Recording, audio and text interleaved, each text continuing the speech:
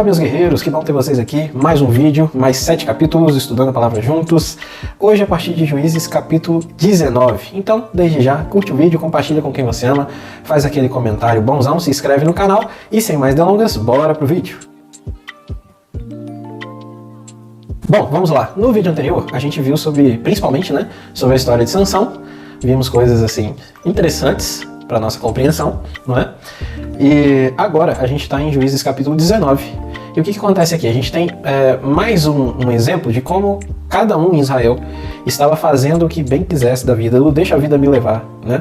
Gospel, é isso que estava acontecendo. Cada um fazendo aquilo que achava certo, aquilo que servia, cada um pensando em si mesmo.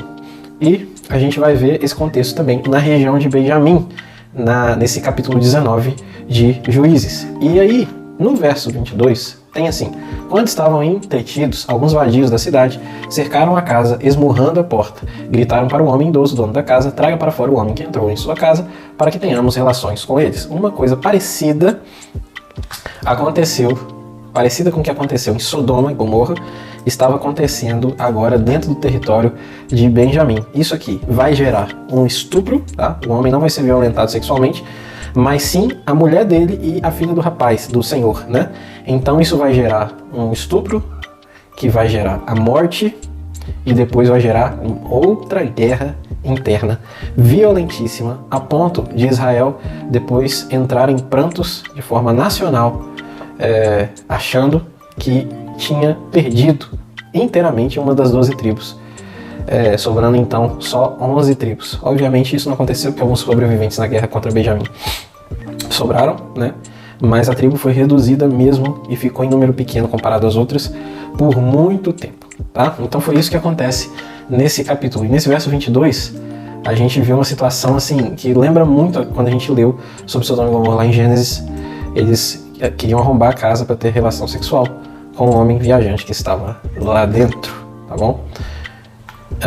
E aí, verso 30, todos os que viram isso disseram: nunca se viu nem se fez uma coisa dessas desde o dia em que os israelitas saíram do Egito. Pensem, reflitam, digam o que se deve fazer.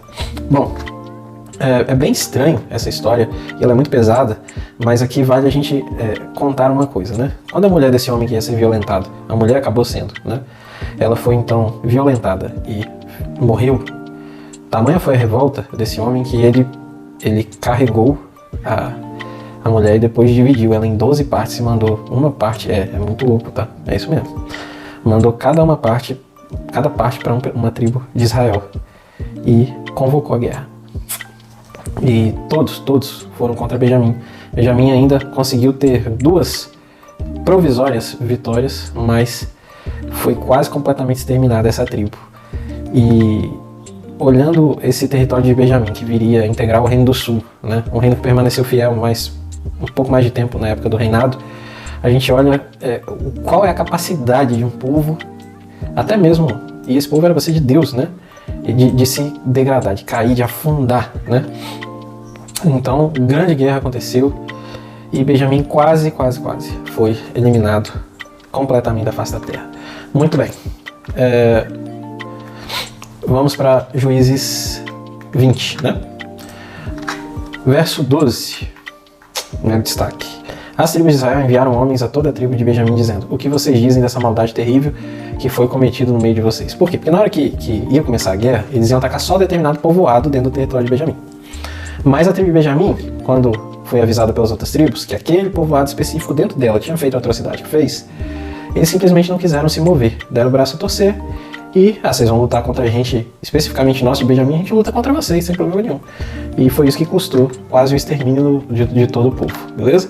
Bom, acho que aqui cabe mais mesmo essa explicação, o resto são os detalhes que, mais assim, só incorporam, não acrescentam muito essa história do que eu já falei, e aí você pode dar uma lida com calma e ver os fatos assim, item por item daquilo que vai acontecendo.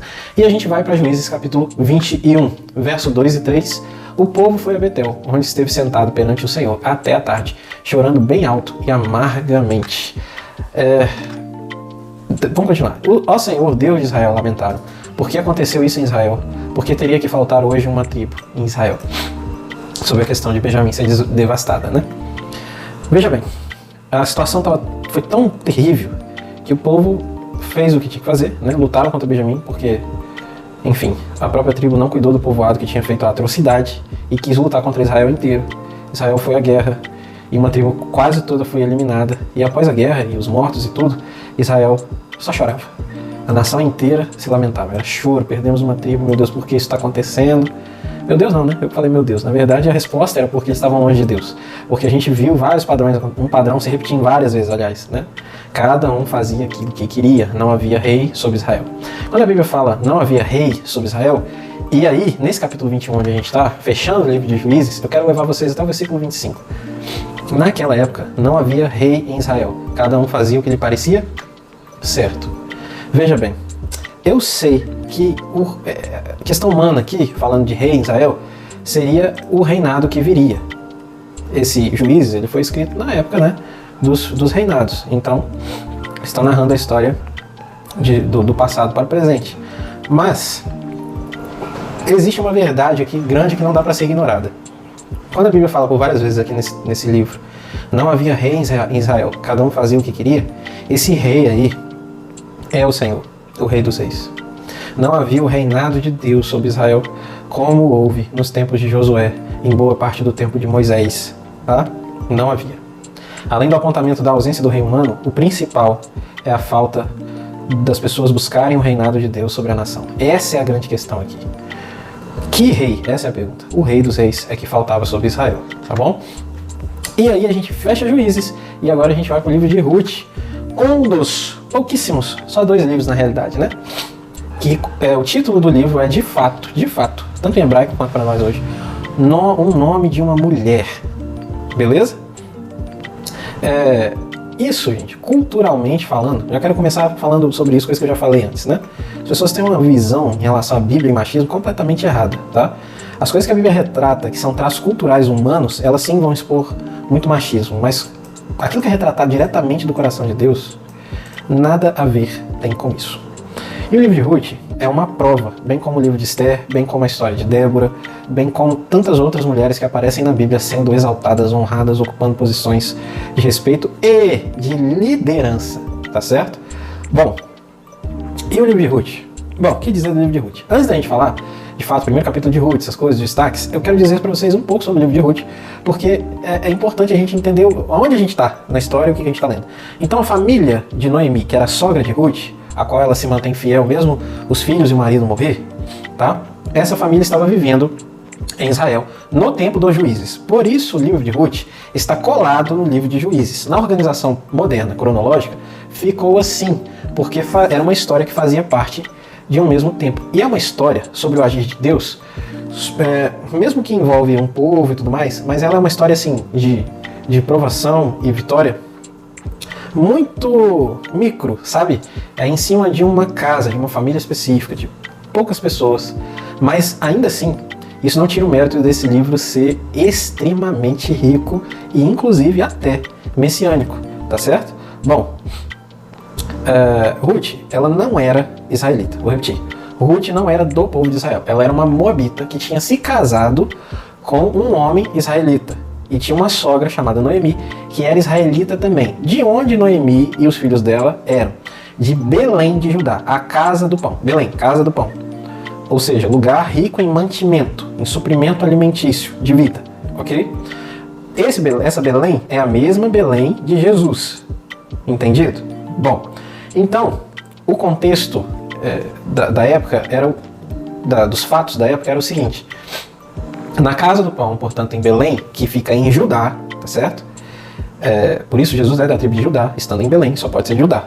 Beleza? Bom, então, a casa do pão, Belém, estava em escassez de produção agrícola. E o povo vivia um período de crise alimentícia. Por isso, houve migração para a região de Moabe, para tentar sobreviver. E aí que os filhos de Noemi vão morrer. Um deles era marido de Ruth, tá bom? E ela tinha tinha um outro que era marido de outra mulher, beleza? E aí depois elas escolhem voltar. Elas não, Noemi escolhe voltar de novo para sua terra, Belém de Judá, após o período de necessidade. Mas por quê? Porque no fim ela estava ainda muito mais necessitada, ok? Então ela decide voltar para o seu povo e libera as noras. Porque afinal de contas o marido de Noemi, né, o marido dela já estava morto, de Ruth tinha morrido. E da outra também. Essa mulher era uma viúva e ainda tinha perdido os 2 filhos. Olha que situação deplorável dessa israelita, que situação terrível, tá? Que provação extremamente complicada. Mas a gente vê uma coisa de uma moabita aqui que é surreal. Ruth escolhe ficar sem perspectiva alguma de casamento, de marido, com Noemi, com sua sogra, até o fim. E isso é um ponto, o que essa mulher fez e quem essa mulher é um ponto totalmente fora do padrão, da curva, da linha. Isso daqui é uma mente de quem está centenas de anos à frente, de quem é impossível que não tivesse Deus, tá? Então, essa mulher, ela é assim, agora muito ao contrário daquilo que a gente viu em Sansão e tudo, essa mulher, ela é um total, do início ao fim, é um total exemplo a ser seguido, de justiça de Deus, alguém vivendo o reino de Deus. Essa personagem chamada Ruth. Muito bem, vamos lá. A data, vou falar da data para acabar. A data desse livro é difícil de determinar, porque ele está narrando fato, as pessoas ali narradas, a história, ela está localizada no tempo dos juízes. Só que no livro a gente também tem a genealogia de Davi sendo descrita. Então, muito provavelmente, a data de escrita desse livro é muito posterior aos fatos que aconteceram. Então esse livro provavelmente foi escrito pós-cativeiro babilônico. Beleza? Muito bem. Entendido isso, a gente vai então para o verso 1, onde é narrado que estava no tempo dos juízes. Próximo destaque do capítulo 1 ainda, verso 1, né? A gente nem leu, mas é sobre isso, que a história se localiza no tempo dos juízes, por isso que eu destaquei. E o verso 7. Assim ela, com as 2 noras, partiu do lugar onde tinha morado, enquanto voltavam para a terra de Judá. Então elas estavam saindo de Moab, porque Belém, casa do pão, não tinha pão. E depois de passar um tempo lá e todas as tragédias aconteceram, estavam voltando para Belém de Judá. Ok? Muito bem. Então verso 14. Elas então começaram a chorar bem alto de novo. Depois Orfa deu um beijo de despedida em sua sogra, mas Ruth ficou com ela. Tinha 2 noras. Orfa ficou viúva também, gostava muito de Noemi, mas foi seguir a vida. E Ruth ficou viúva, portanto, né? A nora de Noemi ficou viúva. Orfa escolheu seguir sua vida, seu caminho, se afastou de Noemi e de Ruth. Mas Ruth não, escolheu ficar com Noemi. Ruth fica. E Orfa vai, né? Então, verso 15 a 17 agora. Então Noemi aconselhou: veja, sua concunhada está voltando para o seu povo e para o seu Deus. Volte com ela. Dá a entender então que Orfa pertencia não ao povo de Israel também, era a outro povo. Ruth, porém, respondeu: não insistas comigo que te deixe e não mais a acompanhe. Agora presta atenção o que vem de agora para frente. Esses versos de Ruth que ela profere para a sua sogra Noemi, eles são o verso mais famoso de convite de casamento. Apesar de que o contexto aqui não era um homem falando para a mulher, nem mulher para o homem, mas uma nora falando para a sua sogra. Mesmo assim, a fidelidade destilada nesses versos, ela é tão pura, ela é tão de Deus, é tão grande, que sim, esse padrão de fidelidade deve se aplicar ao casamento. Mas aí, olha, vamos ver o que ela segue então dizendo. Aonde fores, irei. Onde ficares, ficarei. O teu povo será o meu povo, e o seu Deus será o meu Deus. Sabe o que a gente está vendo aqui? Uma moabita se convertendo à religião de Israel. A gente está vendo uma verdadeira conversão. O fechamento desse primeiro verso ele é fantástico. O seu Deus será o meu Deus. O Deus de Noemi, ou seja, Noemi era israelita, né, de Belém de Judá, o Deus dela seria então o Deus de Ruth, uma moabita, que até então Moab não servia a Yahweh. Beleza? Muito bem. Vamos seguir. Onde morreres, morrerei, e ali serei sepultada. Que o Senhor me castigue com todo rigor, se outra coisa que não a morte me separar de ti. Cara, é impossível não ler o livro de Ruth e não se emocionar profundamente uma vez que você está lendo, buscando a Deus juntamente, não só lendo por ler. É fantástico, cara. Isso aqui era uma normalidade. Ninguém fazia isso. Ninguém fez o que Ruth fez na história antiga. Nunca. E a gente vai para Ruth capítulo 2. Verso 1. Noemi tinha um parente por parte de marido. Era um homem rico e influente, que pertencia ao clã de Elimeleque e chamava-se Boaz. Esse daqui é o cara. De novo, aqui a gente vai ver um grande homem. Tá? Versos 3 e 4. Então ela foi e começou a recolher espigas atrás dos ceifeiros, por acaso entrou justamente na parte da plantação que pertencia a Boaz, que era do clã de Elimeleque. Naquele exato momento, Boaz chegou de Belém e saudou os ceifeiros. O Senhor esteja com vocês. Eles responderam, o Senhor te abençoe. A gente vai ver aqui um chefe, um patrão, tá bom? E Ruth, para sustentar Noemi e ajudar em casa, vai começar a colher espiga no meio dos homens, tá? Ela se submete a trabalho pesado. Essa é Ruth. E aí ela tá colhendo e ela chega aos plantios de Boaz, que era parente de Noemi, que por acaso era parente de Noemi. Isso por acaso é interessante, né? E aí a gente repara esse Boaz, que ele é um patrão, um senhor excelente. Ele chega, ele saúda os trabalhadores com a bênção de Deus e os trabalhadores o abençoam de volta. E isso era um costume que denotava honra, viu? É isso que aconteceu. E a gente já tem logo apresentado pra gente ainda ali o caráter dessa pessoa chamada Boaz. E aí verso 10. Ela se inclinou e prostrada rosto em terra exclamou, porque achei favor a seus olhos a ponto de o Senhor se importar comigo, uma estrangeira.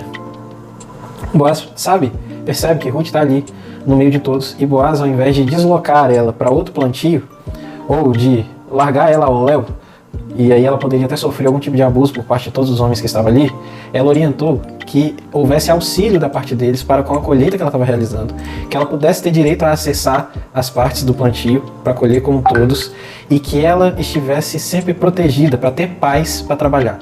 Esse homem fez isso e Ruth ficou encantada, embasbacada, abismada com tamanho cavalheirismo, viu? Que coisa espetacular, né? Que coisa espetacular. Bom, verso 11 e 12. Boaz respondeu, contaram-me tudo o que você tem feito por sua sogra, depois que você perdeu o marido. Como deixou seu pai, sua mãe, sua terra natal para viver com um povo que pouco conhecia.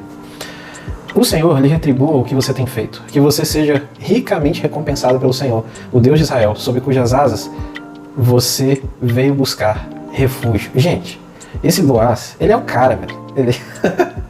Isso daqui, veja bem como a Bíblia ela expõe as realidades do caráter desse Boaz, porque aqui a gente está vendo um homem segundo o caráter de Deus. Muito contrário dos homens da maioria, do padrão cultural comum da época, tá? Muito bem. Verso 23. Assim Ruth ficou com a serva de Boaz para recolher espigas, até acabarem as colheitas de cevada e de trigo. Então ela ficou morando com a sua sogra. Beleza?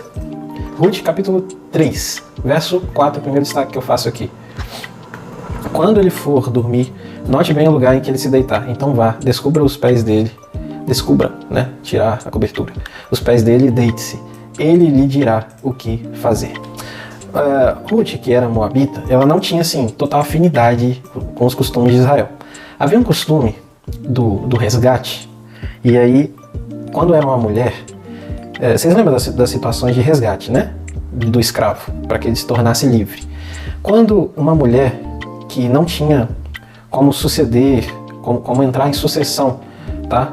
Na sua linhagem e tudo mais, e era uma escrava, ela poderia fazer o gesto da súplica, viu?